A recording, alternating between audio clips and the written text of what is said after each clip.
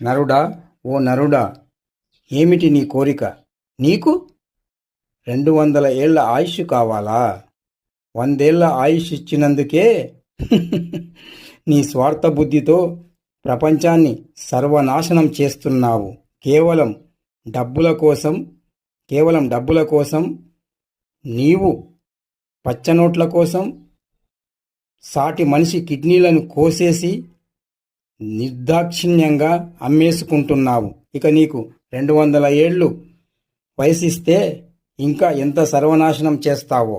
మాలాంటి గోరిల్లాలను సైతం చంపి తింటున్నావు. అందుకే నీ ఆయుష్ 50-60 సంవత్సరాలకు నువ్వే ముహూర్తం పెట్టుకుంటున్నావు. ఇకనైనా మారు. స్వార్థబుద్ధిని వీడి శాంతిగా బతుకు.